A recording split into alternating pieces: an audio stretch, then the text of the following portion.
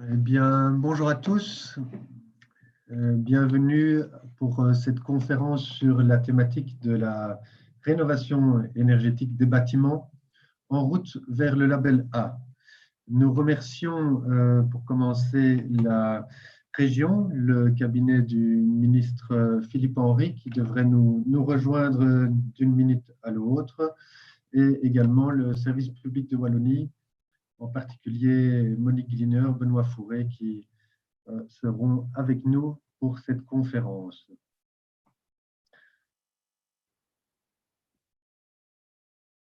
Alors, je regarde mes messages et les mails.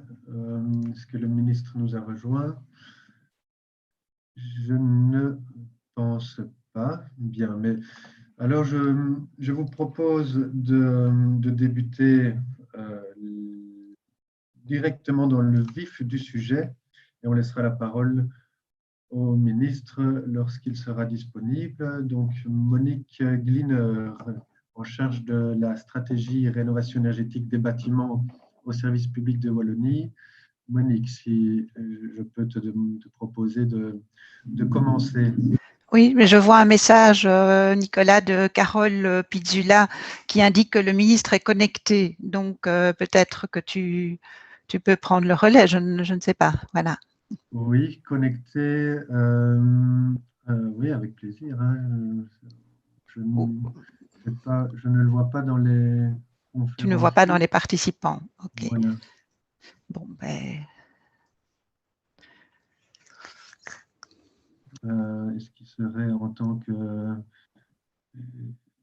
participant et pas orateur et que ce ne serait pas le bon lien? C'est une possibilité.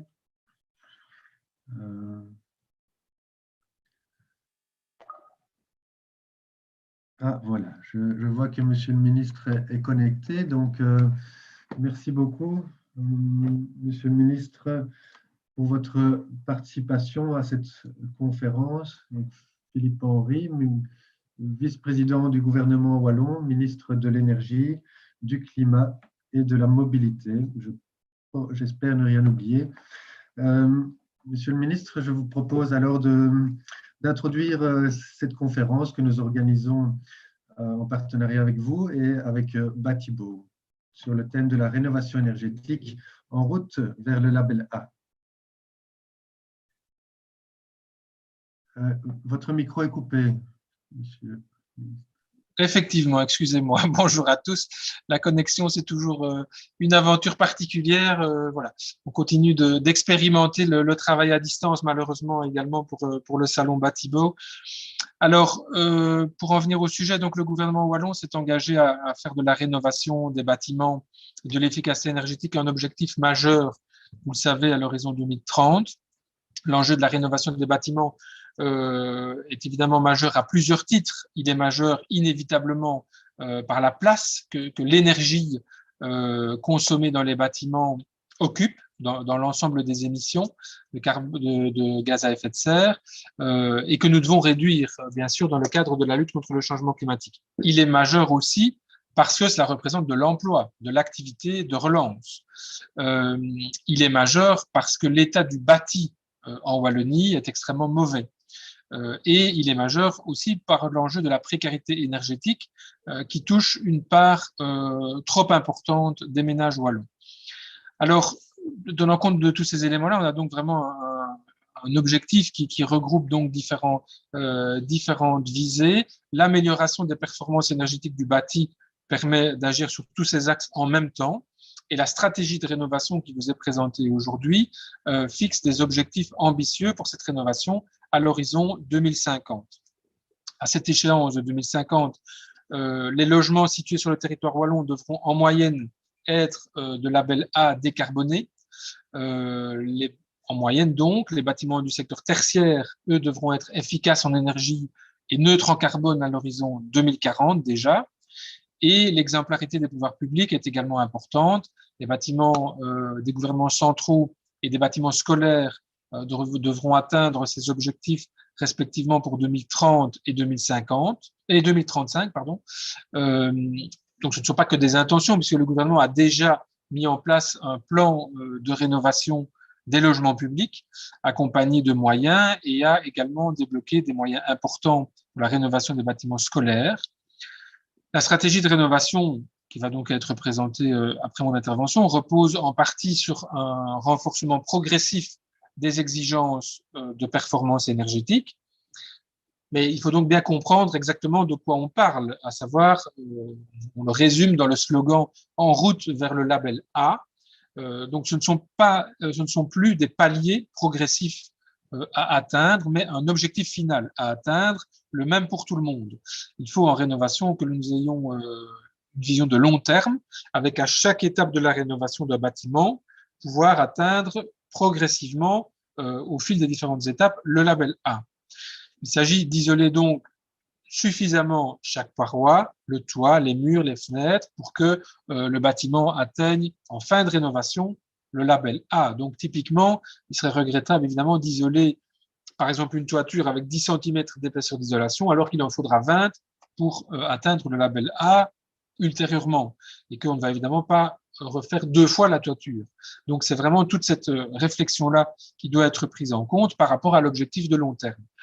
Pour avancer dans cette voie, donc en route vers le label A, la région a mis récemment plusieurs outils en place pour avoir une vision à long terme des travaux à réaliser.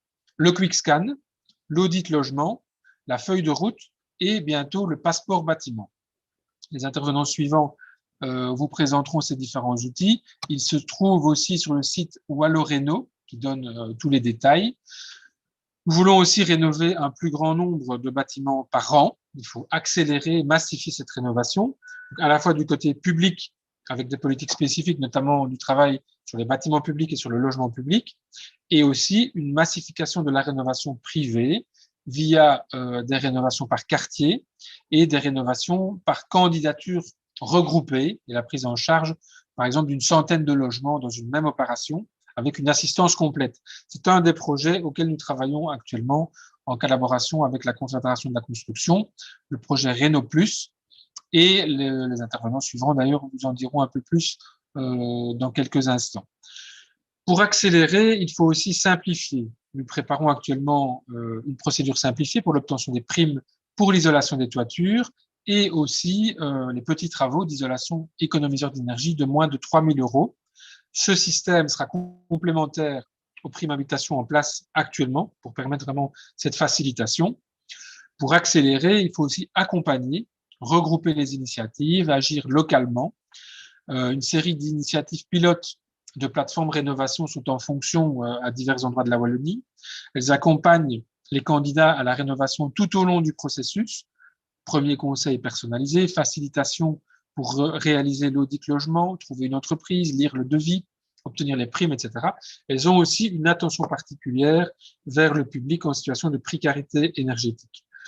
Nous projetons de renforcer cette façon de travailler de manière rapprochée avec les citoyens en lançant prochainement un nouvel appel à candidature.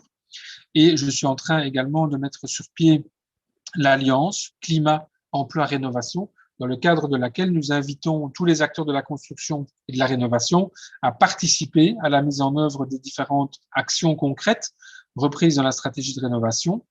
Les co-bénéfices de cette stratégie de rénovation seront multiples: diminution des émissions de gaz à effet de serre et de la facture énergétique, développement des emplois locaux, amélioration de la qualité de l'habitat, de la santé et de l'environnement, lutte contre la précarité dans le contexte économique actuel où nous sommes face à une croissance de la précarité énergétique et à une nécessité de relance économique.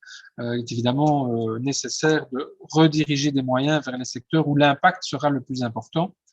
Et enfin, le secteur de la construction est majoritairement constitué d'indépendants et de PME et est générateur d'emplois non délocalisables. C'est pour ça qu'on a vraiment une conjonction de plusieurs objectifs très, très importants pour le gouvernement. Donc, pour conclure, mesdames, messieurs, comme vous le savez, ce challenge est évidemment énorme et les efforts seront conséquents. Il va se baser vraiment sur une alliance entre les différents partenaires, entre les différents secteurs. Mon objectif en 2021 est de lancer cette dynamique de rénovation, de passer dans le concret en passant par le soutien des acteurs de terrain et l'ensemble des citoyens. Et c'est une dynamique qui doit se poursuivre, non seulement tout au long de la législature, mais jusqu'à 2050 en fait, même si elle évoluera évidemment au fil du temps, au fil de la concrétisation des premiers objectifs à atteindre. Voilà, je vous remercie pour votre attention et je vous souhaite une très belle après-midi. Un grand merci, Monsieur le Ministre, pour votre introduction et on l'entend, hein, votre détermination et votre motivation à avancer sur ce grand chantier de la rénovation énergétique. Merci beaucoup, bon après-midi.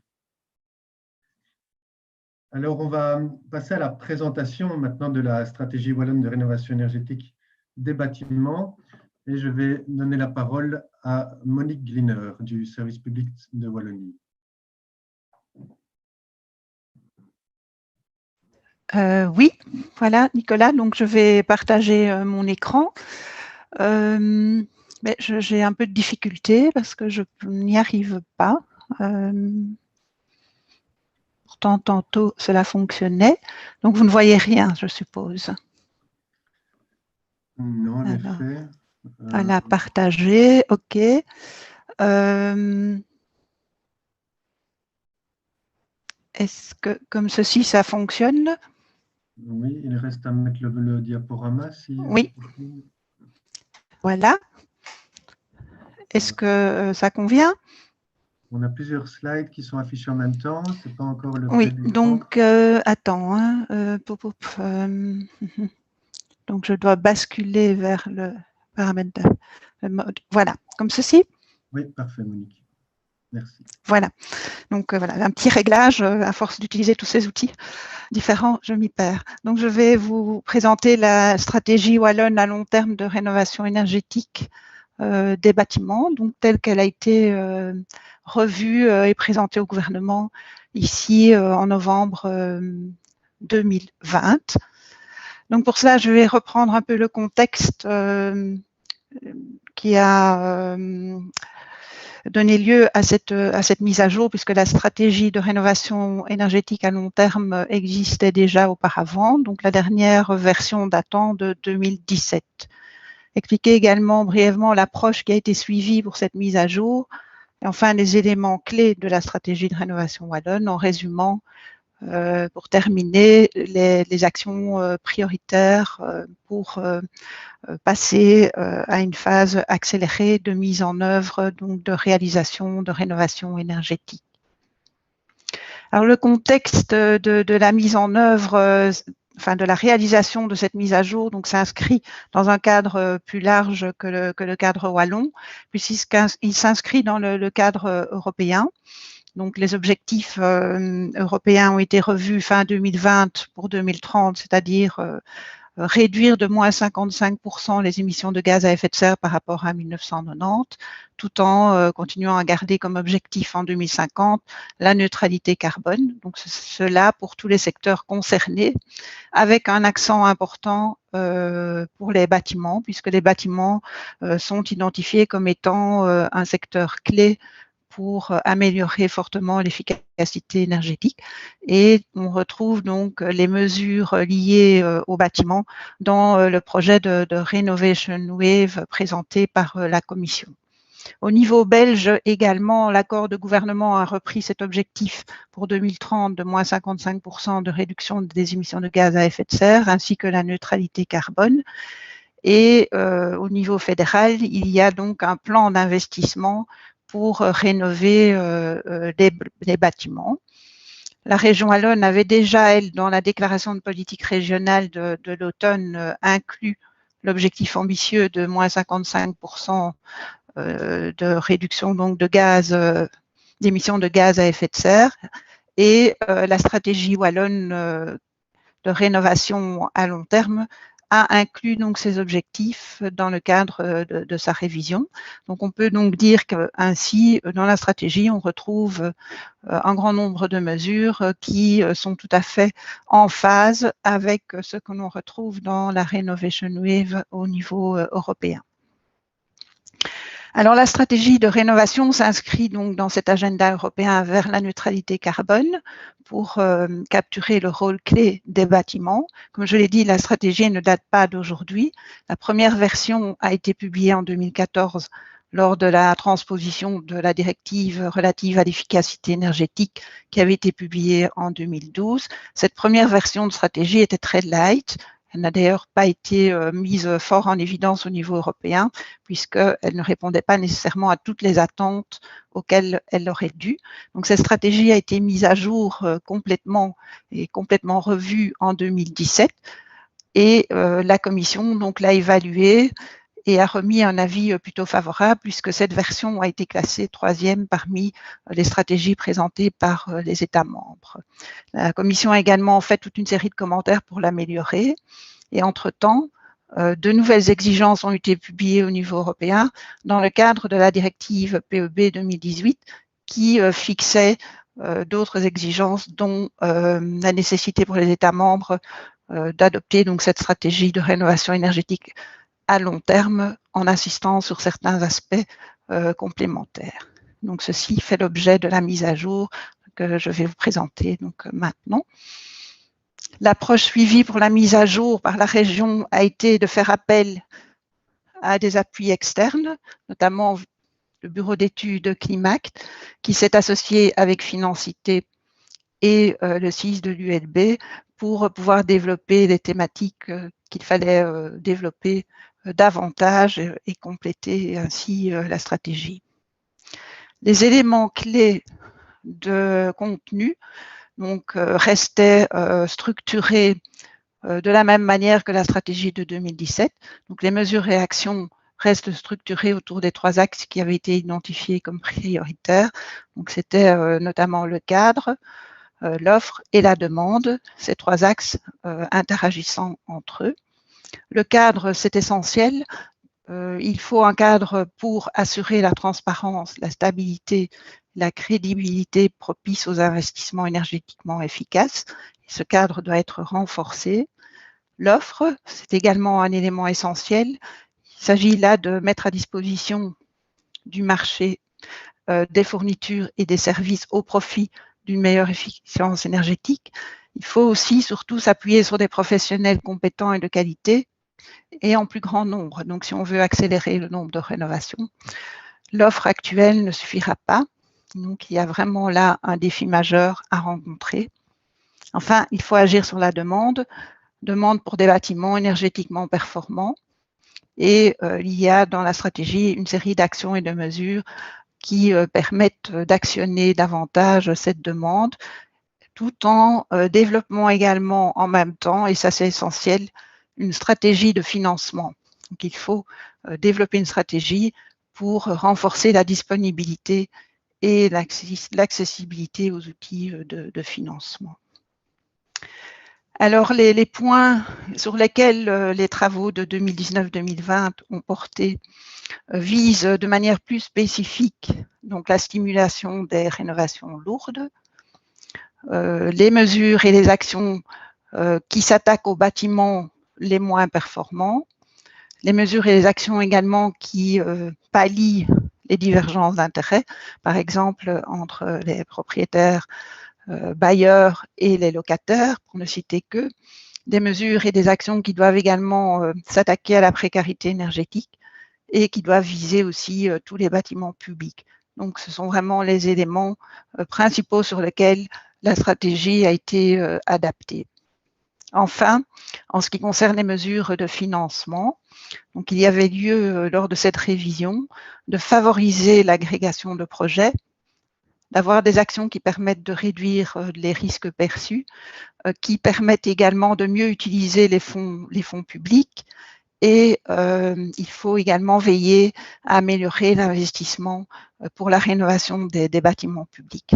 Il faut également mettre à disposition de tous les publics visés des outils de conseil qui soient accessibles et transparents. Donc ça, c'est vraiment les points sur lesquels des nouveautés ont été inclus et apportés. Alors, les éléments clés de la stratégie de rénovation wallonne en ce qui concerne donc les 3 axes sont les suivants. Donc, je vais vous les présenter brièvement, mais pas en détail. Donc, dans la stratégie, il y a beaucoup de mesures. Je pense qu'il y en a un peu plus de 50. Et chaque mesure est déclinée en plusieurs actions. et je pense qu'il y en a plus ou moins 300. Donc, je ne vais sûrement pas détailler toutes ces mesures et actions, mais plutôt mettre le focus sur les points clés ou les points essentiels. En ce qui concerne le cadre, un point important était de fixer des objectifs clairs et à la hauteur du défi. Donc, on a vu il y a quelques instants les objectifs globaux au niveau européen, au niveau fédéral et au niveau régional. Au-delà de cela, la stratégie propose alors des objectifs plus spécifiques en fonction du secteur, donc pour le logement et pour le tertiaire principalement. Pour le logement, il s'agira de tendre vers le label PEB-A décarboné en moyenne pour l'ensemble du parc de logements. Donc, la stratégie de 2017 proposait déjà cet objectif de label A. Ici, pour cadrer avec les objectifs européens, donc il faut aller un pas plus loin, et il s'agit maintenant d'un label A décarboné. Label A décarboné, cela veut dire que l'énergie consommée doit être couverte par des sources renouvelables. Donc, le label A, c'est une consommation d'énergie primaire inférieure à 85 kWh par mètre carré et par an. Alors, cet objectif devrait être atteint en 2050 pour le privé et en 2040 pour le public. Ceci dans le cadre de la nécessité d'exemplarité pour le pouvoir public. Donc, il y a des échéances qui sont différentes. Pour les bâtiments du secteur tertiaire, il s'agira de tendre en 2040 vers un parc de bâtiments efficaces en énergie et neutres en carbone aussi. Donc, cela veut dire qu'il faudra réduire la consommation d'énergie. Ici, on a montré que par rapport à 2013, il faudrait réduire de 64% en 2050 et la consommation résiduelle devra être couverte par une production renouvelable. Alors, qu'est-ce que ça signifie concrètement, ces objectifs ambitieux? Donc, on a vu que l'état du parc, si on prend le logement, est assez médiocre, puisque à partir de la base de données des certificats PEB, la moyenne actuelle se situe entre F et E. Je pense qu'on est un peu plus haut que ce qui est indiqué ici dans le schéma qui date quand même d'il y a 1 an. Et donc, il faut essayer d'arriver au label A en moyenne, c'est-à-dire l'effort considérable. Alors, ça équivaut à un rythme de rénovation de 3% par an si on considérait que chaque rénovation était une rénovation profonde. Donc, si chaque rénovation mène au label A, il faut un rythme de 3% par an. Ce rythme de 3% par an, ça équivaut en fait à un chiffre qui donne un peu le tournis, c'est 125 logements par jour qui devraient être rénovés. Alors, on a également estimé le montant, le budget nécessaire pour rénover la masse de logements. On a chiffré à 120 milliards d'euros et on a également pu évaluer les co-bénéfices en termes d'emploi. Donc, 120 milliards d'euros, ça équivaut à environ 36 000 emplois par an. Donc, on peut voir directement ici le bénéfice en termes d'emploi, mais il n'y a pas que ces bénéfices-là qu'il faudra prendre en compte. Alors, pour arriver à atteindre ces objectifs, il y a lieu de planifier les différentes phases de travaux. On sait aussi que la plupart des rénovations, enfin, du moins un grand nombre d'entre elles, ne seront pas des rénovations profondes en une fois. Et donc, l'échéancier qui est proposé dans la stratégie permet de phaser en mettant l'accent, en boostant certains types de travaux au fur et à mesure que l'on avancera dans le temps et dans l'amélioration du parc.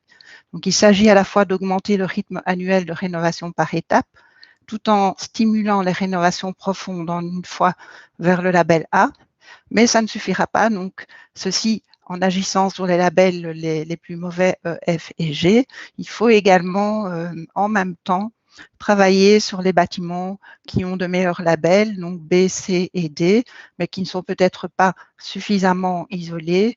Et sur ces bâtiments-là, il y a lieu d'amorcer une conversion déjà maintenant vers des solutions de chauffage décarbonées. Donc, il faut vraiment non seulement agir sur les bâtiments les plus mauvais en boostant les travaux prioritaires, donc les premiers bouquets de travaux qui figurent dans la feuille de route de rénovation et qui, dans de nombreux cas, sont par exemple l'isolation de la toiture et de l'enveloppe du bâtiment avant d'agir sur les systèmes.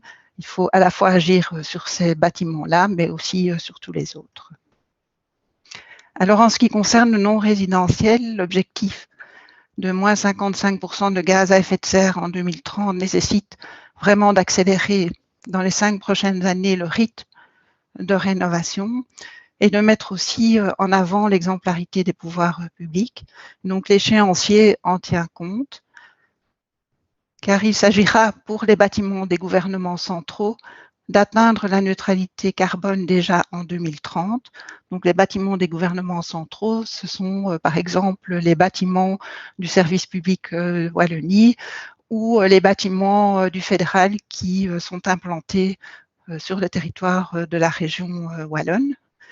L'échéance suivante est fixée à 2035 pour les autres bâtiments publics, les écoles, les bureaux, mais également les commerces, les bureaux privés et le reste du parc devrait atteindre la neutralité carbone en 2040.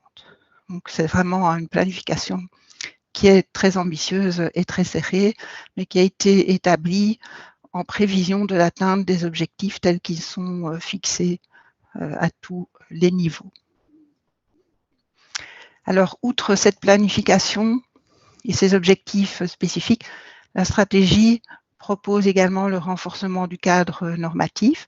Donc, ce cadre est nécessaire pour déclencher la rénovation dans les volumes et les niveaux de qualité requis. Et donc, pour le secteur du logement, il s'agira de fixer des obligations de résultats en renforçant progressivement les niveaux PEB minimum autorisés, en fixant également des obligations de moyens au moment charnière. Donc, il est important de profiter de ces moments tels que la vente ou le changement de locataire, les moments où les bâtiments sont inoccupés pour procéder à des travaux de rénovation. Donc, ici, il s'agira de fixer des obligations de réalisation de travaux en déant, par exemple, les 5 ans après l'achat.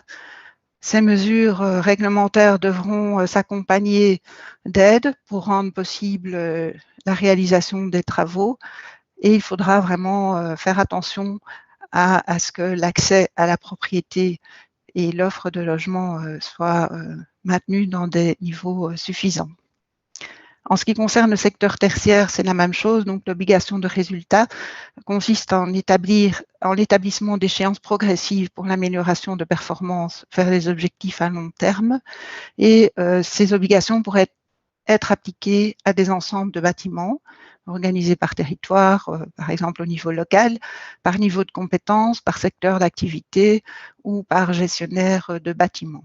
Et tout cela pourrait être traduit dans des stratégies immobilières globales à mener par les gestionnaires de parcs de bâtiments tertiaires. Donc, pour les actions qui concernent le renforcement de la demande, j'ai mis en évidence plutôt les actions qui portent sur les outils clés. Donc, Monsieur le ministre les a déjà cités. Donc, dans la stratégie, on retrouve pour le secteur du logement 3 outils clés. Ça ne veut pas dire qu'il n'y a que ceux-là, mais vraiment ceux-là sont mis en évidence. Il s'agit de la feuille de route du bâtiment. Donc, celle-ci est actuellement déjà disponible puisqu'elle a été intégrée à l'audit logement. Il s'agit également du passeport bâtiment qui est en cours de préparation. Et au niveau de l'accompagnement, c'est le guichet unique qui doit permettre d'accompagner les ménages à la carte. C'est un outil crucial pour déclencher et assurer la qualité de la rénovation. Pour le secteur tertiaire, la stratégie immobilière a été identifiée comme outil clé. Et cette stratégie immobilière permettra d'avoir une vision à long terme sur le parc de bâtiments gérés par un opérateur public ou privé, de manière à pouvoir correspondre à ses besoins, mais aussi avoir une vision claire sur l'évolution de ce patrimoine et sur l'état de celui-ci et les travaux à faire pour l'amener progressivement au niveau requis. Donc, il faudra pour cela développer une méthodologie avec des outils associés. On pense au cadastre énergétique, à un outil d'audit par exemple, à des outils de suivi pour permettre l'élaboration d'une stratégie immobilière globale et à long terme par tous les propriétaires, occupants et gestionnaires de bâtiments tertiaires.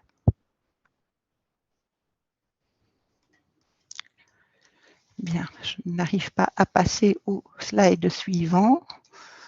J'ai l'impression que c'est bloqué.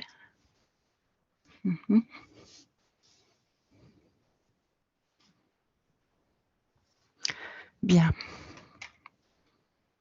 Ma souris. Ah, voilà. Dans les outils qui sont mis à disposition pour le secteur logement, donc on a parlé de la feuille de route.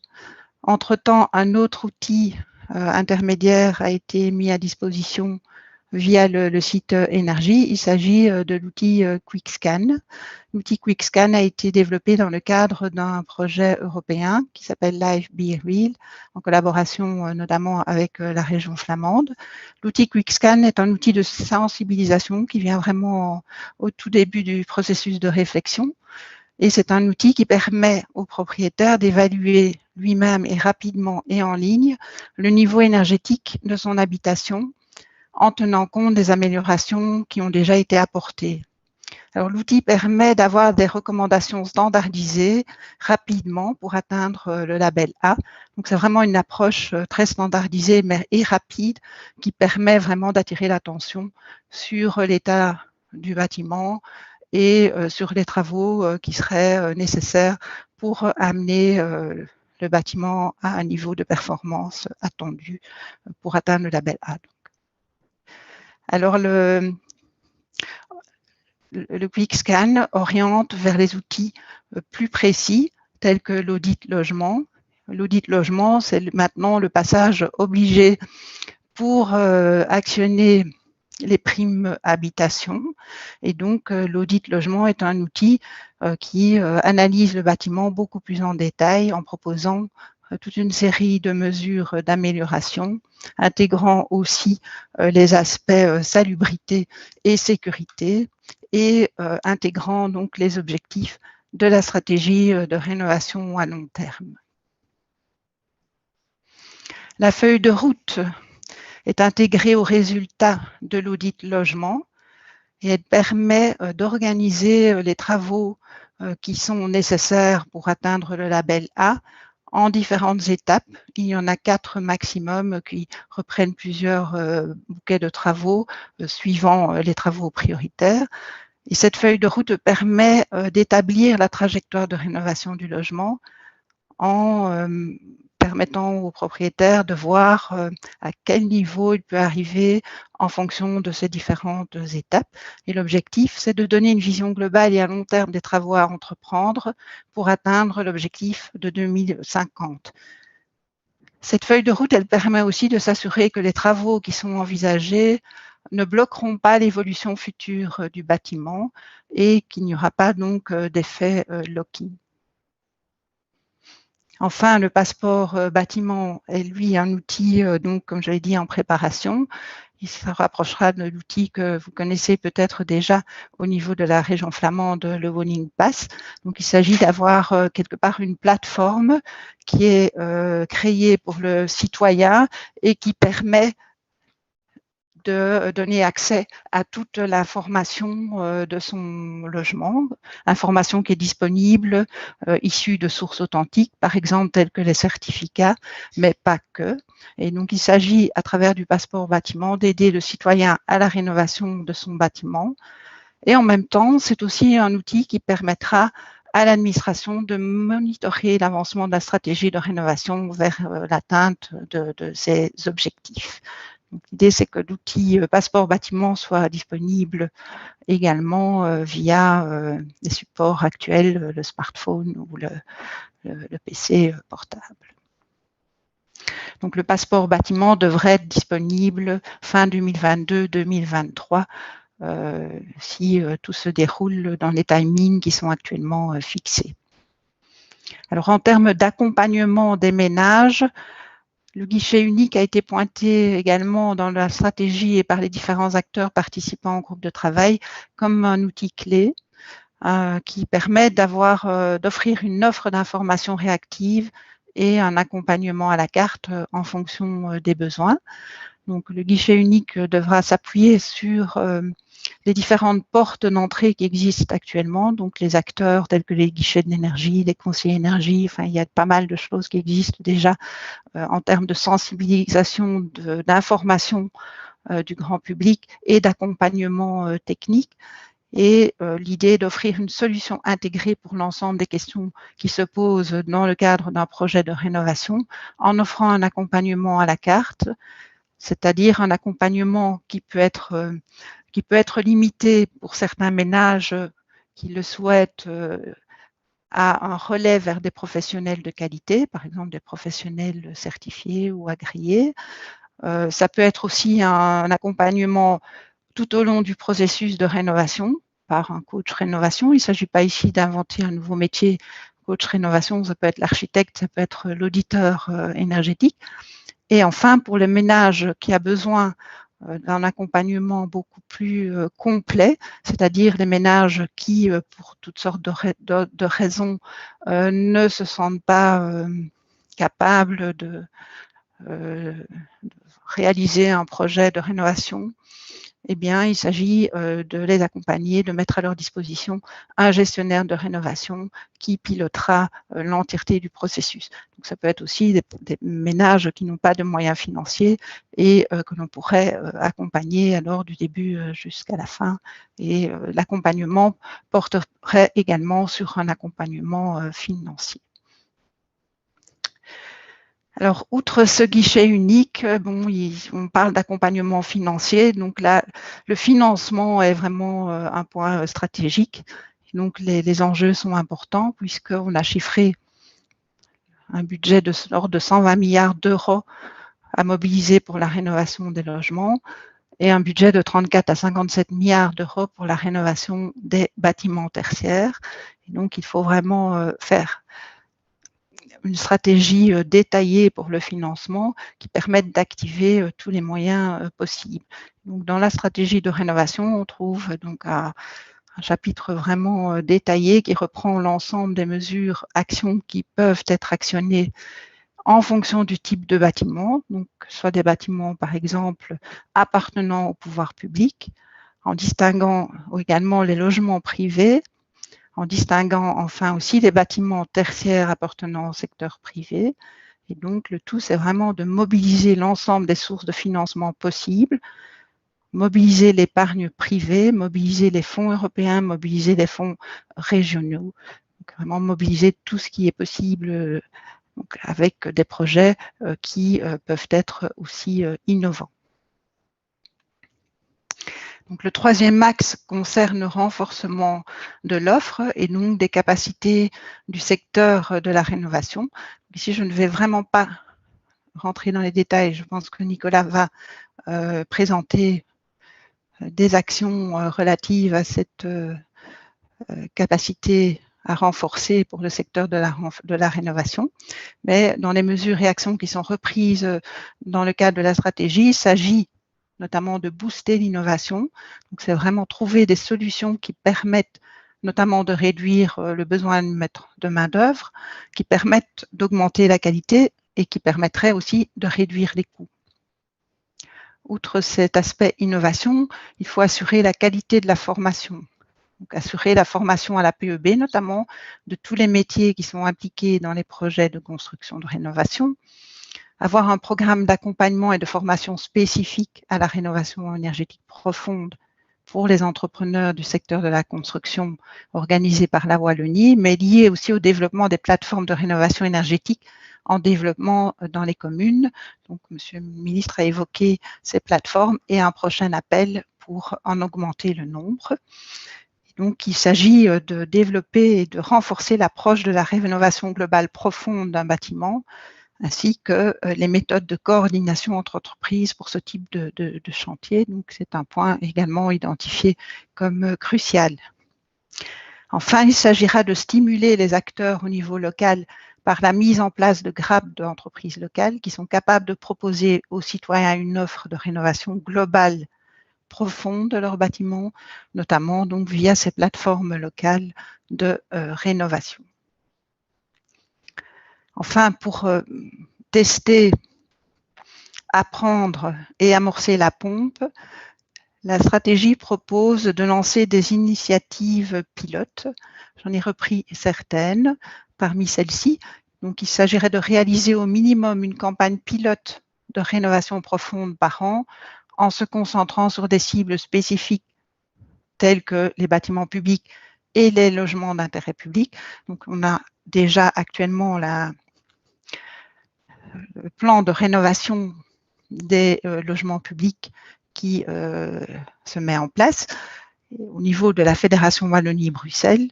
Donc, il y a la stratégie de rénovation des bâtiments scolaires qui est en cours aussi d'élaboration. Il s'agira donc de développer l'accompagnement des ménages à travers le principe des guichets uniques, donc lancer une grande réflexion et une action pilote permettant de tester afin de pouvoir définir la forme et le contenu de ces guichets uniques. Enfin, promouvoir et soutenir des initiatives pilotes de rénovation profonde par groupe de bâtiments, donc rénovation profonde notamment d'une copropriété, d'une rue, d'un quartier, d'une commune.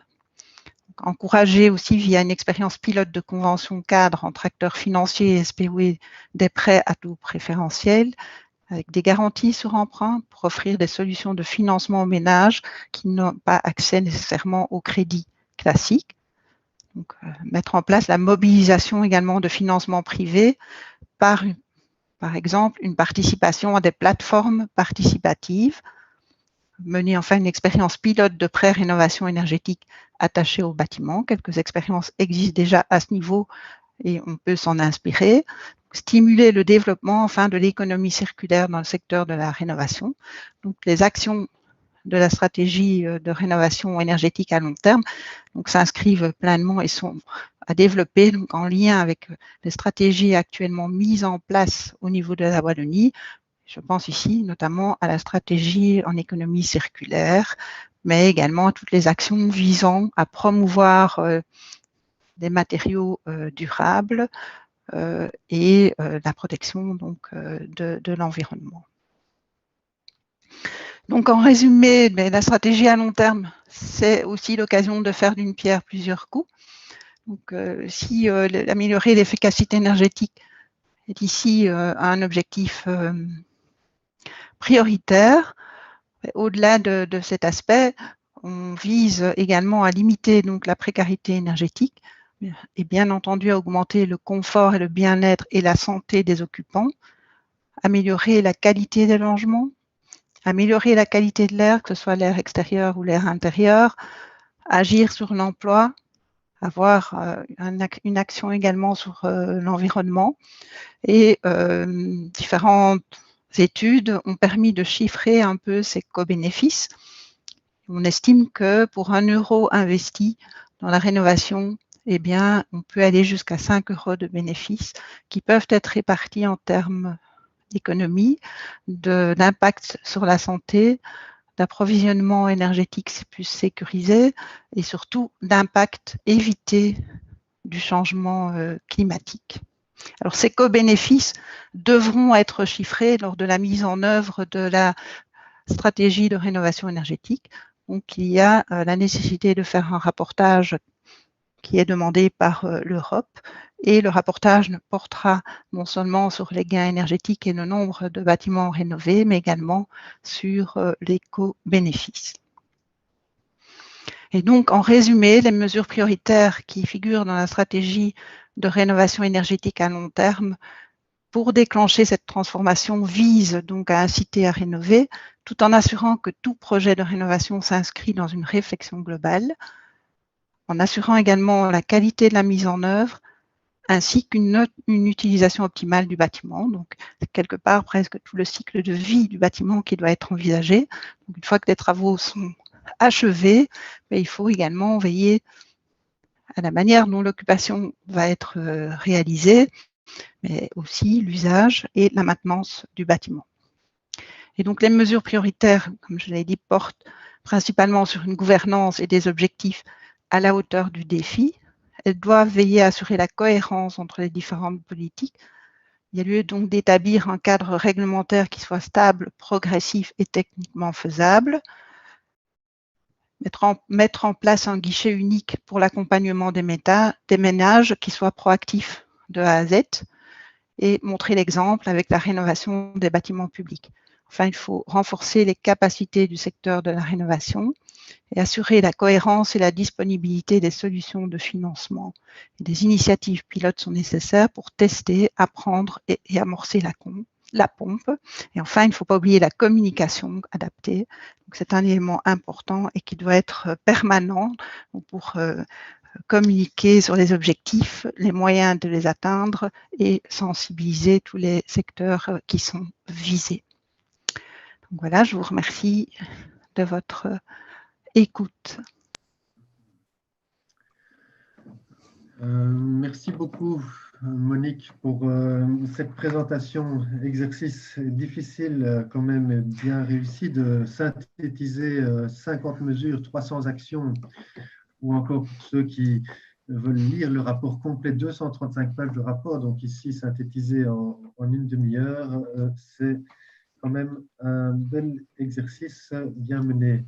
Alors, nous allons maintenant prendre encore quelques minutes pour détailler un peu le troisième axe, un des trois axes de cette stratégie de rénovation énergétique, c'est-à-dire augmenter l'offre de services de la part des professionnels, puisque avec des objectifs d'augmenter les rénovations de 3% par an, eh bien, Monique Gliner l'a cité, ça fait 36 000 emplois qu'il faut créer pour rénover tous ces bâtiments. Je vais vous partager le diaporama. Alors, retrouvez le bon bouton ici.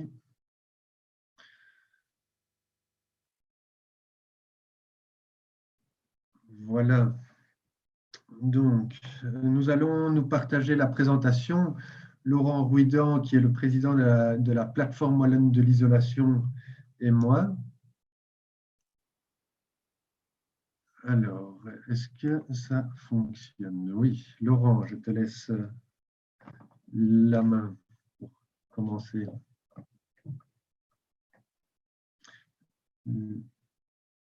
Laurent, il faut activer ton micro. Voilà. Bonjour à tous. Alors ici, au niveau de la Confédération de la construction et aussi au niveau de la... Démarrer la vidéo. Voilà, comme ça vous me voyez. Ravi. Pour bien isoler les maisons, c'est vraiment important pour arriver, pour atteindre le label A. Comme le disait l'intervenante précédente, c'est qu'il faut avoir une réflexion globale sur le bâtiment, et cette réflexion globale est assez importante. Et donc, comme le disait Monsieur le ministre tout à l'heure, on est en route vers le label A. Maintenant, il y a plein d'initiatives, vous avez entendu plein de choses, il faut se relever les manches, il faut avancer, et il faut surtout commencer à rénover les bâtiments, les maisons, que ce soit les particuliers ou que ce soit les bâtiments publics. Maintenant, il y a pas mal de choses à faire. Donc, on a un objectif ici pour 2050. On a parlé de la rénovation globale, qui permet de rénover la maison d'un seul, je parle de maison, mais ça peut être les bâtiments, de vraiment avoir une étude globale sur la maison pour vraiment atteindre les objectifs. C'est quelque chose qui est quelquefois un peu plus compliqué, qui peut arriver quand on fait un changement de propriétaire ou quand le propriétaire a la possibilité de faire tous les travaux. parce qu'il faut avoir des subsides, il faut avoir les finances pour ça. Ou alors, il y a une feuille de route qui peut être faite, entre autres, avec les auditeurs et avancer étape par étape. Il faut faire attention parce qu'il faut une réelle cohérence entre ces étapes-là. Par exemple, quand on isole une toiture, il faut penser qu'il faut avoir assez de débord pour pouvoir isoler les murs si on veut isoler par l'extérieur. Donc ça, c'est vraiment quelque chose de très important. Et donc voilà, c'est ces éléments-là qu'il faut prendre en compte, qu'il faut mettre en place pour rénover le bâtiment. Merci Laurent, je vais prendre le relais et puis tu poursuivras par la suite. Donc, pour un petit peu détailler les différentes manières de travailler sur l'augmentation de cette offre de services, premièrement, c'est ce qui concerne tout ce qui est recherche et innovation sur les nouvelles techniques de rénovation, les nouveaux matériaux, aussi les procédés d'industrialisation qui permettent d'augmenter en volume et de gagner en efficacité, en durée de rénovation. Il y a différents projets de recherche et de développement qui sont menés par de nombreux acteurs en Wallonie. Ici, on ne va pas être exhaustif dans les quelques exemples qu'on va citer, mais on peut citer bien entendu le Centre de recherche du secteur de la construction qui développe toute une série de projets de recherche, le CSTC. D'ailleurs, le projet qui vous est cité sur la diapositive Pérénéwal, le CSTC est partenaire avec l'université de l'UCL Architecture et Climat. Hein, donc ça, c'est vraiment une étude spécifique sur les bâtiments les plus anciens d'avant-guerre qui sont avec des spécificités techniques et des modes constructifs bien, vraiment particuliers, puisque c'était avant toutes les technologies d'industrialisation du secteur de la construction. Alors, Monique Gleaner a cité également l'importance d'inscrire la stratégie de rénovation dans une logique d'économie circulaire, et ça, c'est un exemple de projet dans lequel la CCO est partenaire, c'est REC2, c'est un projet européen dans lequel on vise à valoriser au maximum les éléments de déconstruction, de démolition qui sont issus de projets de rénovation. Alors, le deuxième axe, c'est la formation, former des nouveaux travailleurs pour eh bien, pouvoir répondre à la demande croissante. Là, on a les partenaires structurels en Wallonie, bien entendu l'IFA-PME, le Forum. Et puis, à la CCOE, nous développons aussi de nombreuses formations pour les entreprises avec la CCE Academy. L'Europe finance, elle aussi, des projets pour développer des nouvelles formations. Citons par exemple le projet Renovalt qui vise à développer spécifiquement des formations innovantes en matière de rénovation énergétique. Alors, d'autres acteurs sont également actifs sur ce domaine d'augmenter l'offre et de soutenir les entreprises, les professionnels, les architectes, les bureaux d'études et les producteurs de matériaux dans ce défi de la rénovation énergétique. Bien entendu, les 3 clusters wallons, Cap Construction, cluster éco-construction, cluster TUID, qui mènent différents projets, que ce soit le projet qu'on retrouve en point 4 avec les... Ah, je n'ai pas passé le slide, je m'excuse. Donc, par exemple, le projet Renocopro, ben là, on retrouve le cluster Cap Construction qui est partenaire. Et donc, ces projets de plateforme locale de rénovation énergétique, Monique Gleaner en a également parlé, c'est vraiment un axe important dans la stratégie de rénovation pour faciliter le processus de rénovation, développer des dynamiques plus locales. Et différents acteurs se structurent et développent déjà des activités dans ce sens. On peut citer Corénov, on peut citer Liège Énergie ou encore Rénov Ottignies Louvain-la-Neuve. Alors, Renovat, c'est aussi une structure qui travaille un petit peu sous la logique d'une plateforme, mais à l'échelle ici de la région, donc de l'ensemble de la Wallonie, et pour structurer alors des projets de rénovation groupés dans le secteur des bâtiments tertiaires. Au niveau de la CCW, nous avons également une cellule énergie dans laquelle je travaille pour offrir un service d'aide et de conseil aux entreprises, des conseils techniques, juridiques. Nos domaines d'expertise, c'est la performance énergétique des bâtiments, l'isolation, la ventilation, l'étanchéité à l'air, les énergies renouvelables, les techniques spéciales de manière plus large. Donc, vraiment tous les aspects qui ont un impact sur la PEB des bâtiments et l'importance de la qualité de mise en œuvre. Ça, c'est une thématique qui gagne en importance d'année en année. D'autant plus qu'en rénovation, eh bien, l'expertise souvent et la maîtrise de la technique est parfois plus délicate qu'en construction neuve. Alors donc, nous travaillons à accompagner nos entreprises pour faciliter l'intégration des évolutions techniques et réglementaires. Il y a une dizaine d'années d'ici, le challenge prioritaire, c'était la PEB pour les constructions neuves, les bâtiments neufs. Aujourd'hui, le défi est davantage au niveau des bâtiments existants et de la rénovation énergétique. Pour donner quelques exemples de l'évolution des métiers, prenons deux, trois exemples. Le métier du chauffagiste, il y a 10-15 ans d'ici, le chauffagiste, on lui demandait d'installer des chaudières mazout, des chaudières gaz, et en gros, voilà, c'était à peu près tout ce qu'on demandait, en tout cas dans le logement individuel et même dans la plupart des bâtiments. Alors qu'aujourd'hui, eh bien, on demande à un chauffagiste de pouvoir installer une pompe à chaleur, des systèmes de type ventilation, cogénération, chauffage au bois, chauffage par le sol et autres énergies renouvelables, cogénération solaire thermique. Donc, vous voyez que c'est vraiment un métier qui est en pleine mutation avec beaucoup de nouvelles technologies qui apparaissent et ça continue encore actuellement. On n'est pas dans une maturité aujourd'hui des techniques de chauffage. Alors, le métier de couvreur aussi, construire une toiture, rénover une toiture, ça a fortement changé dans les techniques qui sont intégrées dans ces travaux-là, avec l'installation de panneaux solaires, avec l'intégration de toitures végétalisées. Et puis, quand on parle de rénovation énergétique, eh bien, isoler une toiture existante, ça demande vraiment une expertise pour bien placer l'isolant, bien soigner les raccords avec des fenêtres de toiture, avec des pieds de toiture, avec certains éléments cheminés ou autres qui viendraient percer l'étanchéité à l'air de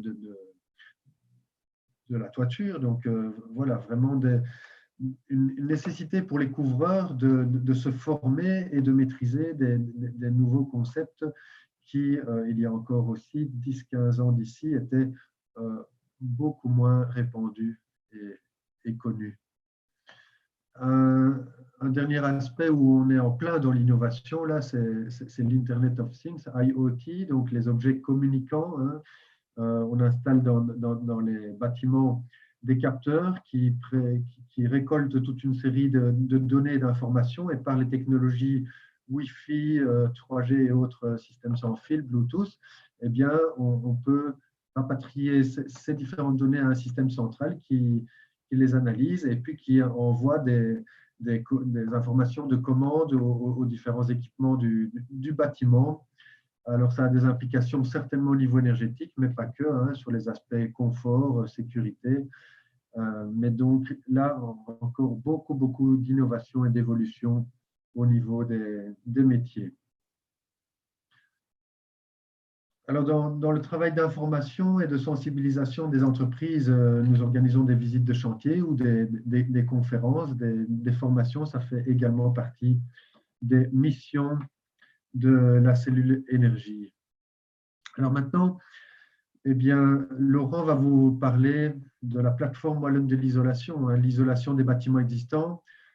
C'est une des priorités pour améliorer l'efficacité énergétique des bâtiments. Donc, aussi un métier qui qui n'existait pas il y a 10, 15, 20 ans d'ici, en tout cas certainement pas, hein, des entreprises spécialisées en isolation, ça se comptait peut-être sur les doigts d'une main. Aujourd'hui, il y en a beaucoup plus parce que la demande pour isoler, la nécessité d'isoler les bâtiments existants est beaucoup plus importante. Et donc, à la demande des entreprises et voyant ces besoins d'accompagnement de ce nouveau métier, eh bien, nous avons créé la plateforme wallonne de l'isolation. Oui, merci Nicolas. Donc, oui, la plateforme, c'est un regroupement d'entrepreneurs spécialisés dans l'isolation et que ce soit de tout type, quelle que soit la technique utilisée, quelle que soit la taille de l'entreprise, c'est vraiment avoir un groupement qui représente tout le métier. On fait bien sûr partie de la Confédération de la construction, donc c'est à son initiative aussi. Mais ce qu'on préconise surtout, c'est que l'isolation soit faite correctement et qu'elle soit bien faite. Donc avoir les compétences nécessaires pour vérifier que l'isolation soit bien réalisée et éviter tous les problèmes qu'on peut rencontrer après. Si on isole une maison mais qu'on ne le fait pas correctement, on peut avoir pas mal de problèmes. Je vais montrer quelques exemples après, mais on peut avoir des problèmes qui font que finalement, ça ne sert à rien. Donc, on a dépensé de l'argent et ce n'est pas bien isolé et tout l'effort qui a été effectué ne sert plus à rien. Donc, l'utilité de la plateforme, comme j'expliquais, c'est de soutenir les membres et de comparer, de discuter, d'essayer de trouver des solutions dans des cas un peu spécifiques. De suivre les évolutions des techniques et aussi des réglementations. Alors, les réglementations, il y a le CSTC qui fait pas mal de réglementations. On fait partie de ces groupes de discussion, on fait partie de mise en place des carnets, des notes techniques, justement pour essayer de préconiser pas mal de choses. Tout à l'heure, on parlait de PGNOAL, par exemple. On a participé justement aux différentes discussions pour mettre en place un carnet qui est très bien fait, je vous le recommande, qui explique justement les différentes techniques d'isolation sur les bâtiments un peu plus anciens et comment faire pour ne pas abîmer le bâtiment, respecter le bâtiment et faire en sorte que ce soit bien réalisé et qu'on n'ait pas de problème au niveau de la durabilité du bâtiment. Alors, lorsqu'on veut isoler, lorsqu'on veut intervenir sur le bâtiment, la première chose, comme je l'expliquais ici maintenant, c'est de réaliser un diagnostic d'abord, analyser ce qu'il faut faire en rénovation, choisir le système pour le dimensionner en fonction des contraintes, en fonction des bâtiments. Un bâtiment n'est pas l'autre, donc la technique utilisée quelquefois va fonctionner pour un bâtiment, mais pas spécialement pour un autre. Donc c'est important d'avoir ce diagnostic qui soit fait correctement. Et puis après, il faut l'exécuter. Et dans l'exécution, c'est vraiment important, il faut l'exécuter correctement, surtout au niveau de différents détails constructifs pour garantir une intervention, une isolation qui est parfaite. Alors, l'impact sur l'isolation d'un bâti, bien sûr, on a plein de points positifs, la réduction de l'énergie, le confort de vie pour les habitants, c'est vraiment important lorsqu'on est dans le bâtiment d'avoir ce sentiment d'être bien confortable, d'améliorer la qualité du bâti et bien sûr, on augmente la valeur du bâtiment. Alors, tout à l'heure, on parlait d'un passeport bâtiment. C'est sûr que demain, quand on voudra vendre notre maison, on va devoir avoir ce passeport qui va dire, voilà, on a fait telle intervention sur le bâtiment, on a utilisé tel matériau, l'empreinte carbone est de autant et la consommation énergétique est de autant. Donc, ça veut dire qu'on aura vraiment une vision de ce qu'on a comme bâtiment et quels matériaux ont été utilisés. Oui, alors les points négatifs sur la mise en œuvre, que je disais, c'est il faut que ce soit bien réalisé, ou sinon on peut avoir des problèmes. On parle de moisissure lorsque l'isolant est mal mis. On peut avoir des inconforts, des risques sanitaires. On peut affecter quelquefois la stabilité du bâtiment et ça change la physique du bâtiment. Donc, c'est vraiment important de réfléchir de manière cohérente et d'avoir un bon diagnostic au niveau du bâtiment. Alors, Au niveau de la plateforme d'isolation, on a d'abord réalisé une charte et l'objectif est de créer un label qui pourra être suivi par différentes mises en place, différentes primes derrière. Mais surtout, c'est de garantir un professionnel qui va installer l'isolation et de garantir aussi la qualité des produits qui vont être utilisés. Donc, il y a vraiment un suivi ici derrière. Et le but, bien sûr, c'est d'améliorer l'impact environnemental qu'on peut avoir avec les matériaux et avec une bonne mise en œuvre.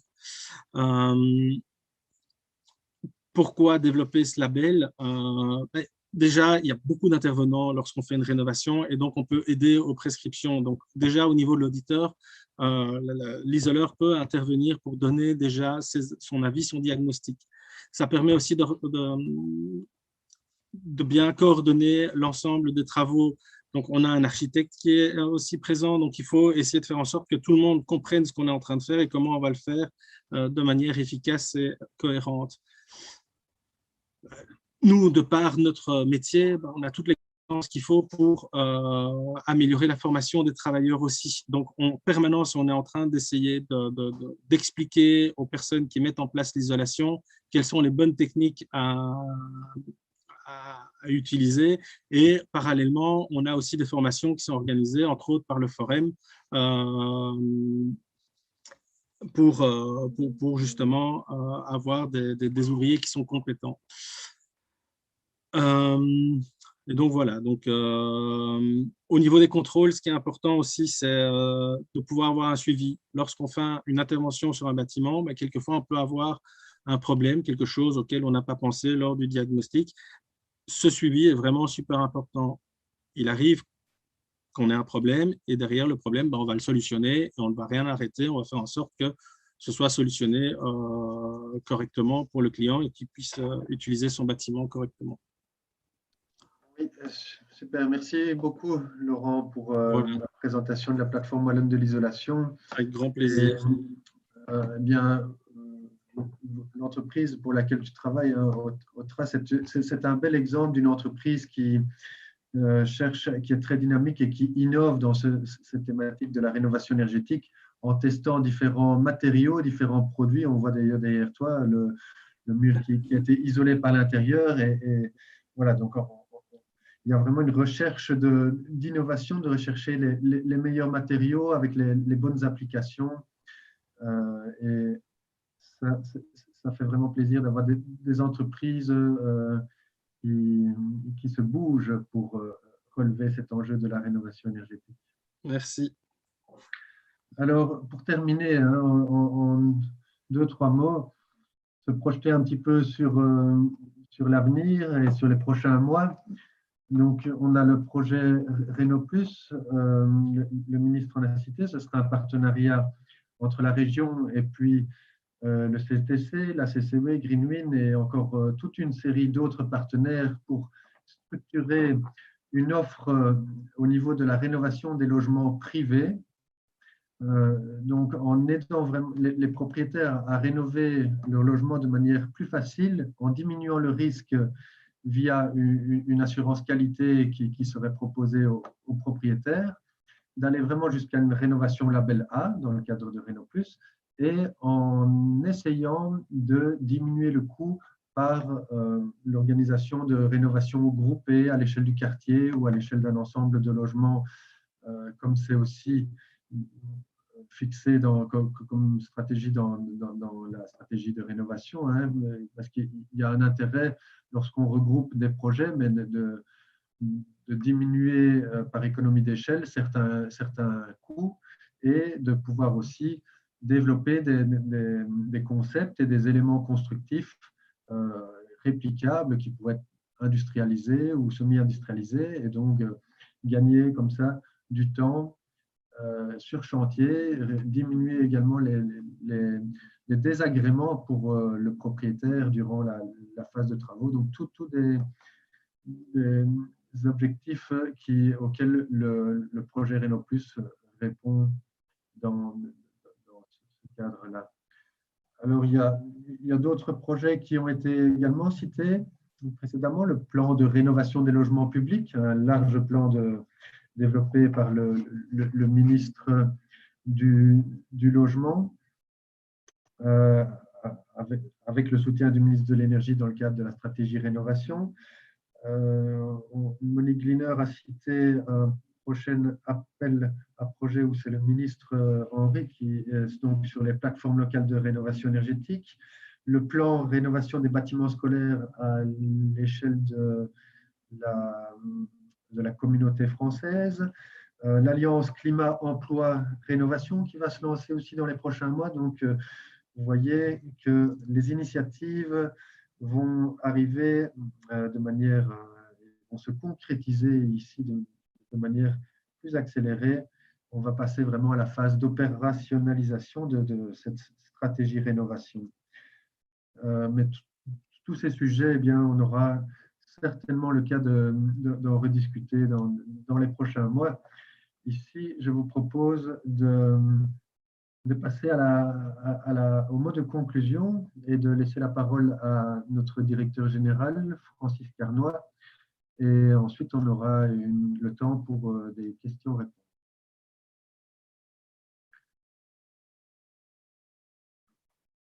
Monsieur Carnoy, je vous laisse le mot de conclusion.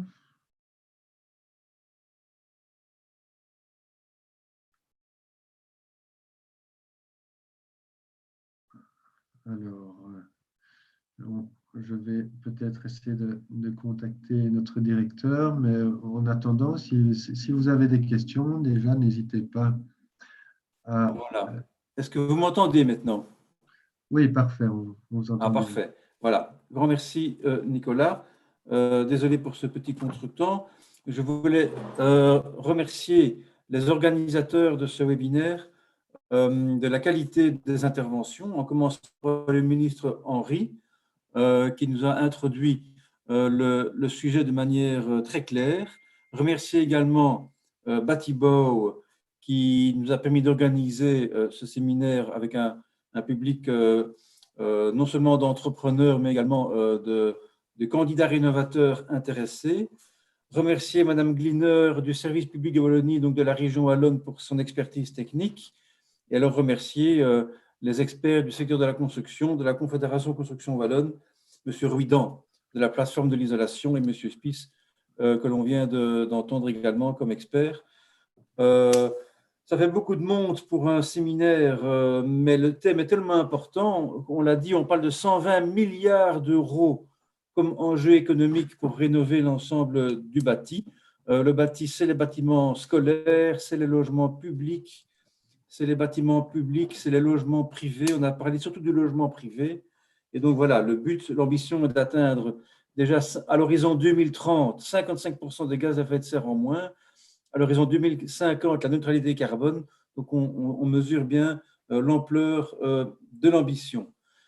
Alors, beaucoup de concepts ont été évoqués. Wallo-Réno, Stratégie Wallonne des rénovations énergétiques, Alliance Climat-Rénovation, Réno+, Rénowatt, Rénovalt, P, Rénowal, les plateformes locales, le passeport bâtiment, le Quickscan, la feuille de route, j'en passe et des meilleurs. Rassurez-vous, tout cela est bien maîtrisé, bien contrôlé par les autorités publiques et par les experts. Tout ça fait partie de la stratégie globale. C'est tous des outils. C'est l'inventaire de la boîte à outils qui sera mise en œuvre donc, pour parvenir à bonne fin dans cette grande mobilisation de tous les acteurs publics et privés pour avoir un bâti wallon de meilleure qualité. Alors, il y a des entreprises ici qui nous écoutent, qui sont déjà membres de la Confédération Construction, qui auront évidemment accès à nos experts de la Confédération pour aller beaucoup plus loin dans le détail des mesures et dans le rôle qui sera imparti aux entreprises, notamment dans le cadre du projet Réno+, s'il se concrétise en partenariat avec la région wallonne, le CSTC et le pôle Greenwin.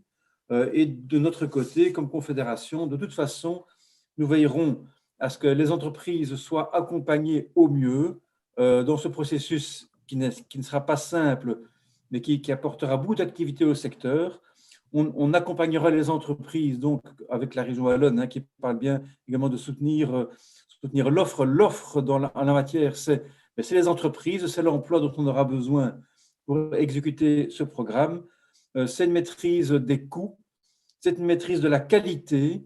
Donc, c'est une montée en puissance progressive. Pour tout cela, nous allons accompagner les entreprises de construction, tout comme la région wallonne accompagnera le grand public pour également coacher les gens qui en ont besoin ou aider au financement des gens qui en ont besoin. Voilà, vous voyez, tout sera prévu, tout sera encadré pour que tous ensemble, nous parvenions à réussir ce grand défi. Je remercie encore tous les participants qui ont animé ce séminaire. Je remercie vous tous qui avez écouté attentivement ce séminaire. Et nous restons à votre disposition pour ceux qui veulent en savoir davantage. Voilà, encore merci à tous et bonne fin de journée. Nicolas, tu veux encore intervenir? Mais on a encore 10, 15, peut-être on peut dépasser un petit peu s'il y a beaucoup de questions, mais en tout cas, on a Claudie Mersonnier, conseiller du ministre Henri, Monique Gliner et Benoît Fourré, le directeur de la direction des bâtiments. Pour les questions-réponses. Aussi pour les questions-réponses. Donc, voilà, questions-réponses, absolument. Voilà. Et Laurent Ruidan et moi, mais en tout cas, on a prévu un temps questions-réponses. Donc, on invite ici les participants à poser leurs questions avec l'onglet Q et R qui se trouve en bandeau, soit en bas, soit en haut de votre écran Zoom. Vous pouvez poser vos questions si vous le souhaitez.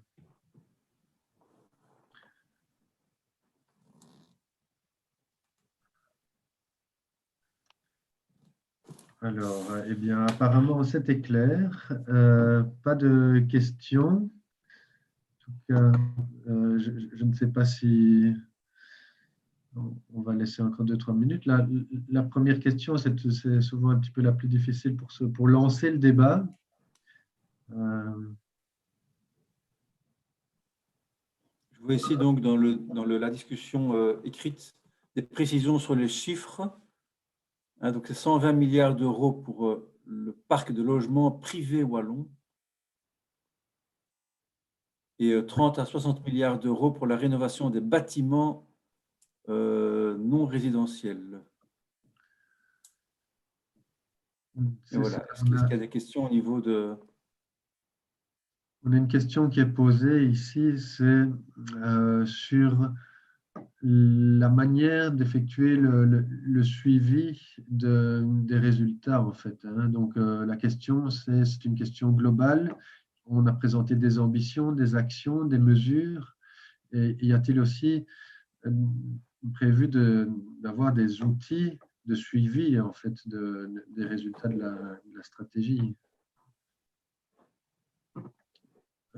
C'est vrai que c'est quelque chose qu'on entend régulièrement, c'est que c'est difficile d'avoir une vue précise sur le nombre de rénovations, leur ampleur. Bon, on a bien une vue grâce à la base de données des certificats PEB, mais ça semble insuffisant. Y a-t-il d'autres outils? Le passeport bâtiment, on en a parlé. Est-ce que ça suffit pas? Je vais peut-être répondre, Nicolas. Dans le cadre donc de la stratégie de rénovation, donc, on a élaboré un outil de suivi, donc en reprenant toute une série d'indicateurs qui permettront justement de faire le rapportage demandé par l'Europe. Et à ce sujet, les guidelines pour l'élaboration de la stratégie et les guidelines européens insistaient vraiment là-dessus, et on y retrouve une série d'indicateurs que l'on a donc repris dans le corps même de la stratégie de manière synthétique. Donc ceux qui sont intéressés peuvent les consulter. Et en même temps, on a conçu un outil de suivi qui devra être donc régulièrement alimenté. Et donc ça, ce sera le travail de l'administration de collecter à tous les niveaux, dans les différentes compétences et administrations, les informations qui sont disponibles pour pouvoir vraiment suivre l'évolution et l'ampleur des travaux de rénovation. Ok, merci Monique. Benoît, si tu souhaites intervenir, tu n'hésites pas. Et je peux peut-être juste préciser aussi qu'il était demandé aussi dans l'exercice de la mise à jour de la stratégie rénovation de faire un état des lieux, évidemment, des actions qui avaient déjà été mises en œuvre depuis la version précédente. Donc, c'est quelque chose qui a été fait aussi. Donc, on a déjà fait un état des lieux de tout ce qui a été mis en œuvre parce qu'entre celle de 2017, la version 2017 et la version 2020, bien entendu, les travaux ont continué. Et donc, il y a eu quand même un certain nombre d'actions qui ont déjà pu être développées. Hein. C'est des sur du séminaire d'aujourd'hui, ce sont souvent des nouvelles actions qui ont été développées entre 2017 et aujourd'hui. Et à leur expliquer aussi que peut-être nous allons aussi pouvoir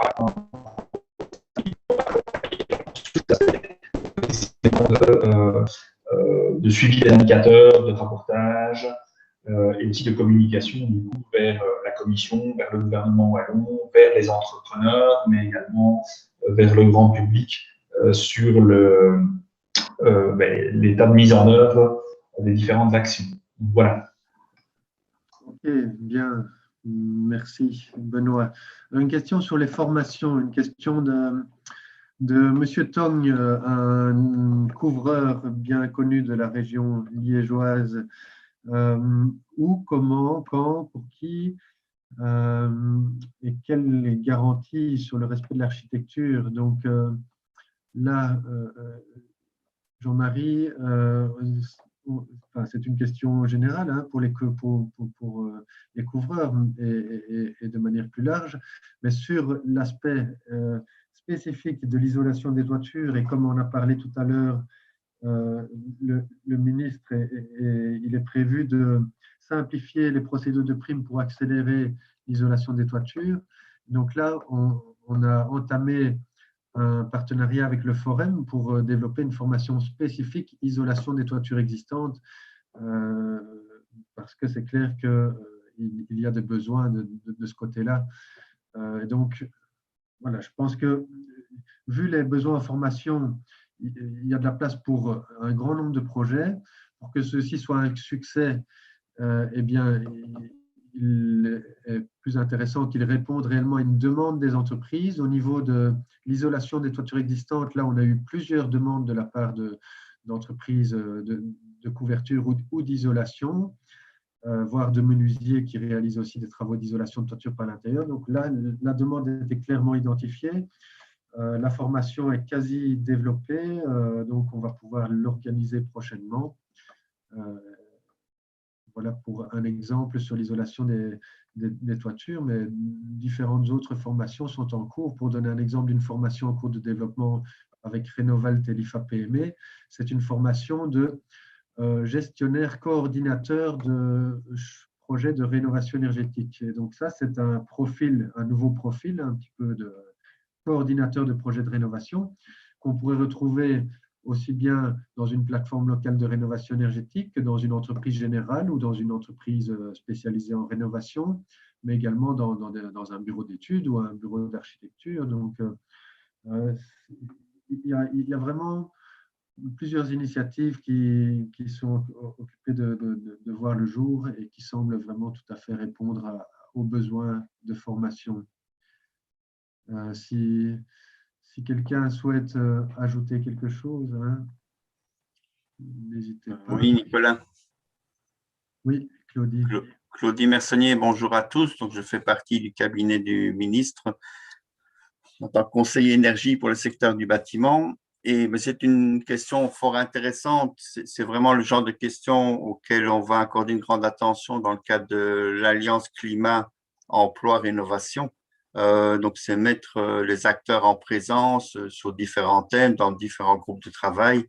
Et la formation est un des groupes de travail qui sera mis en place pour justement s'échanger des informations, voir qui peut y répondre, qui peut faire quoi. Donc, actuellement, il y a déjà de bons leviers, il y a des initiatives qui sont en place. Les acteurs sont là aussi et il faut activer les choses, renforcer parfois les moyens. Différents ministres sont concernés aussi, donc il faut coordonner un peu l'ensemble des initiatives. Et dans l'Alliance, c'est comme ça qu'on va travailler, c'est répondre aux demandes des entreprises. Les deux exemples cités, rénover les toitures, le faire correctement et coordonner la rénovation, c'est vraiment deux questions fondamentales qui sont déjà posées, auxquelles on travaille déjà, même si l'Alliance n'est pas encore lancée. D'accord. Et par rapport à ça, Claudie, il y a une question plus précise sur y a-t-il peut-être un agenda pour le lancement de l'Alliance? Oh, l'agenda, c'est une question politique. Je veux dire, c'est le gouvernement qui travaille. Nous, on est en train de travailler déjà avec l'administration pour structurer les choses.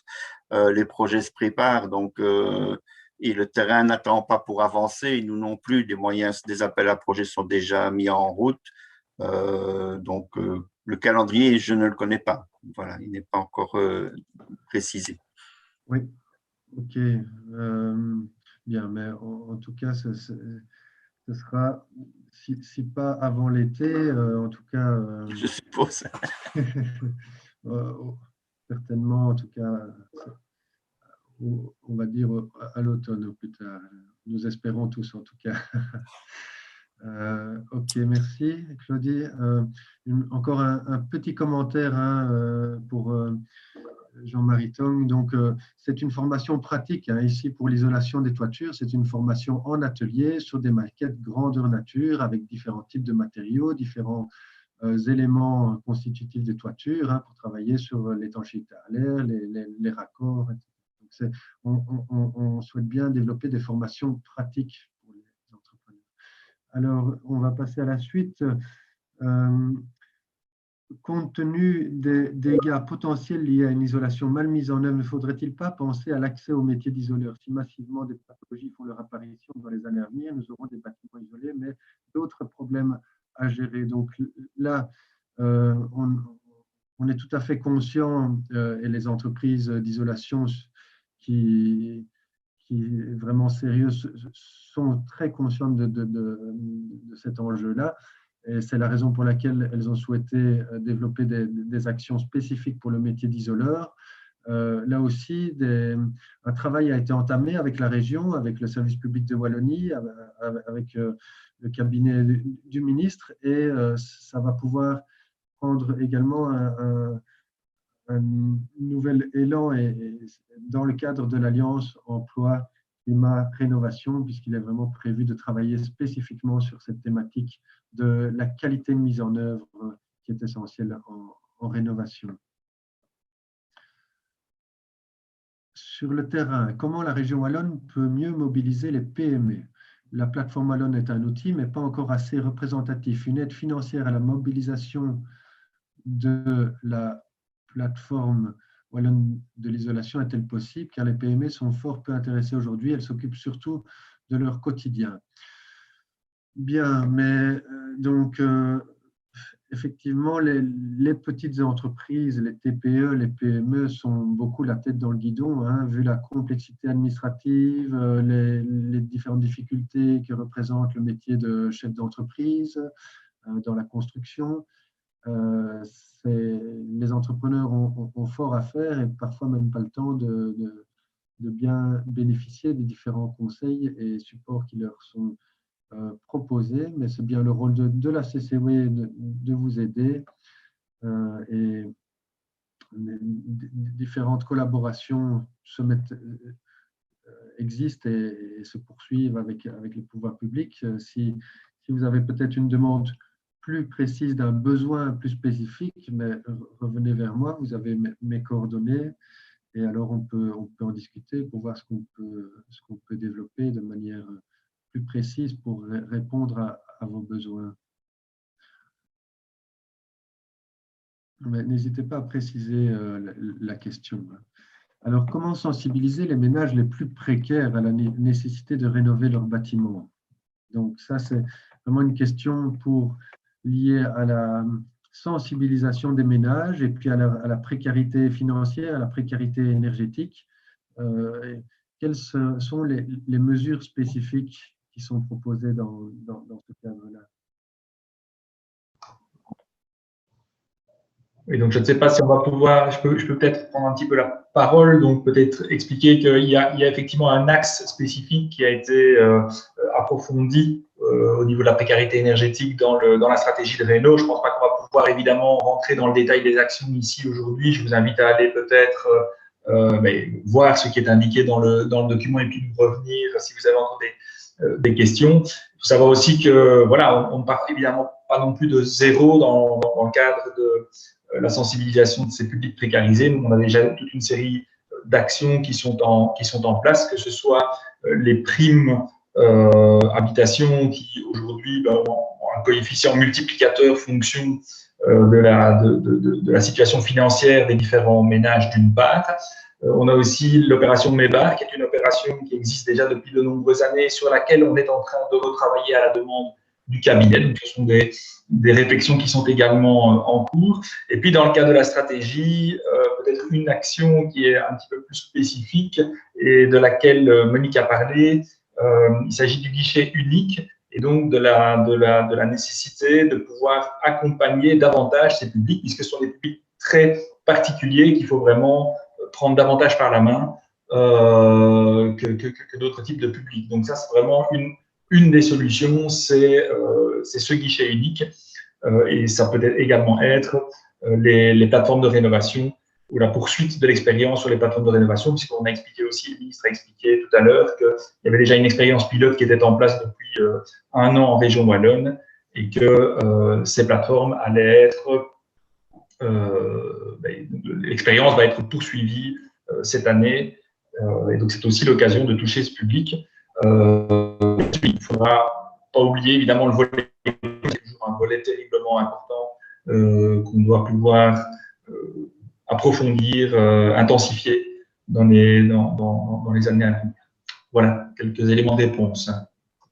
Ok, merci beaucoup. Oui, je peux ajouter, donc de fait, c'est un axe vraiment important que l'on travaille même d'une manière très intense avec les associations de terrain pour trouver des solutions pertinentes. Et dans le niveau de précarité énergétique, on peut, si on peut classifier deux échelles. Il y a les personnes dont on vient de parler qui ont des moyens faibles et qui ont quand même quelques moyens, et donc ils sont aidés par des primes beaucoup plus importantes actuellement. Et puis il y a ceux qui sont vraiment dans la précarité totale et qu'il faut prendre en charge par des moyens d'autant plus adéquats, à la fois en suivi humain et en suivi financier. Donc là, on a des opérations pilotes qui se préparent, par exemple, quand on parle de rénovation de quartier, on peut embellir la rue, mettre des luminaires, refaire l'espace public, démolir les ruines, mais aussi associer toute la rénovation énergétique dans des opérations de quartier et avoir une attention particulière à ce genre de public. On va aussi rencontrer le problème dans des rénovations de copropriété, ou si on veut rénover l'ensemble de l'immeuble, on va aussi avoir des personnes qui n'auront jamais les moyens, donc il faut des attentions adéquates. Tout ça est pris en compte actuellement dans les réflexions et essentiellement dans les initiatives pilotes, des appels à projets pilotes qui vont se lancer. Il y aura dans chaque appel à projet pilote un volet spécifique pour ce public-là. Et donc, petit à petit, on va trouver les moyens adéquats pour y répondre. On voit déjà dans les plateformes locales, on a soulevé la problématique de l'audit qu'il faut préfinancer, des personnes sortir 1 000 €, même si c'est pour retoucher 660 après, c'est difficile. Donc, certains ont déjà mis en place le préfinancement total de l'audit pour pouvoir déjà lancer le mouvement. Ce sont des choses concrètes. On essaie d'intensifier les relations avec les CPS aussi, donc mettre les réseaux ensemble. La Société wallonne de crédit social a déjà elle-même ses propres outils puisqu'elle préfinance les audits. Il y a parfois des choses qu'on connaît peu et qui existent déjà. Voilà, c'est très large comme question, mais c'est vraiment un axe de travail général du gouvernement wallon maintenant de s'attacher à cette problématique. Ok, bien, merci. Merci Claudie. Et sur la question de la mobilisation des TPE, des PME, on me demande un petit peu aussi la vision du gouvernement et et de votre cabinet. Donc, on a bien entendu qu'il y a clairement l'Alliance Emploi, Climat, Rénovation qui veut être une action, un plan d'action structurant qui mobilise tous les acteurs. À côté de cette alliance, y a-t-il d'autres initiatives de prévues pour mobiliser les petites et moyennes entreprises et les plus grandes?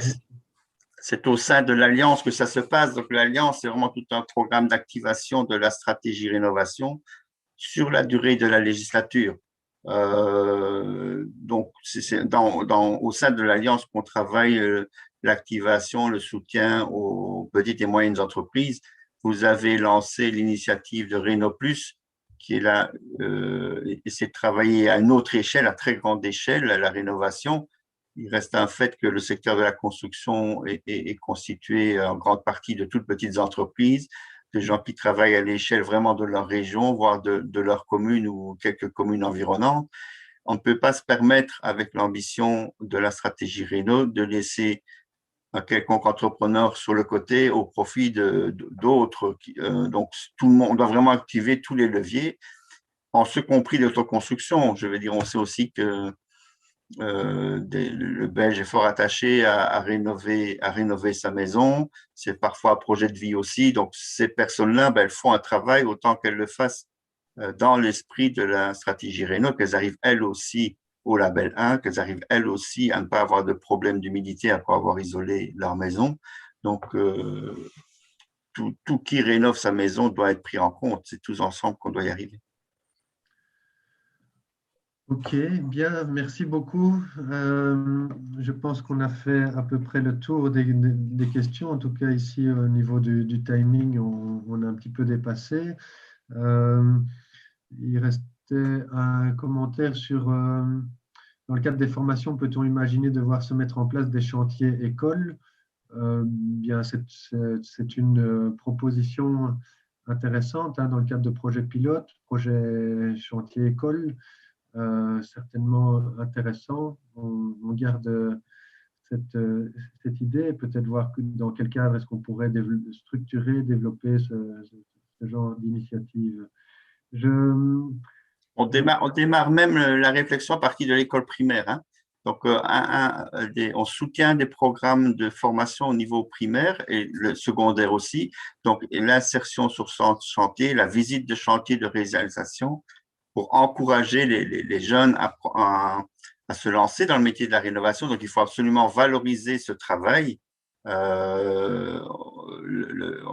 On nous dit que le jeune actuellement n'est pas fort intéressé par le secteur de la construction, qui est souvent un métier lourd, difficile, où parfois aussi on a encore affaire à des comportements discriminatoires pour les jeunes de la part des plus âgés, où on confie aux jeunes toutes les tâches les plus difficiles à réaliser.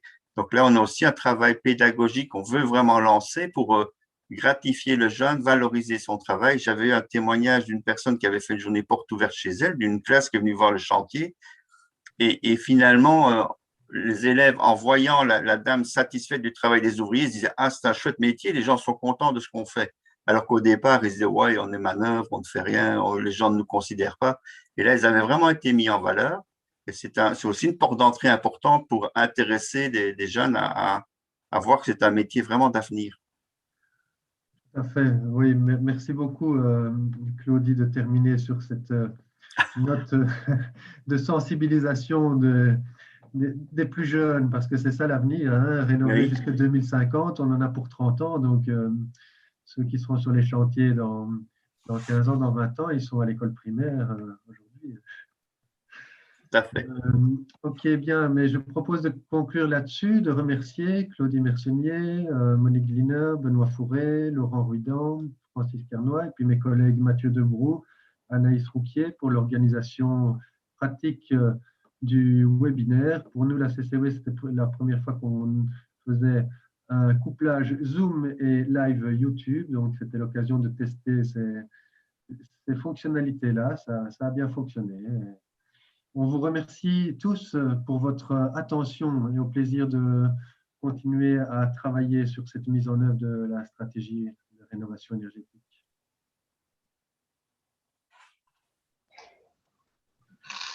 Merci. Bonne fin Au revoir. d'après-midi. Au revoir. Au revoir.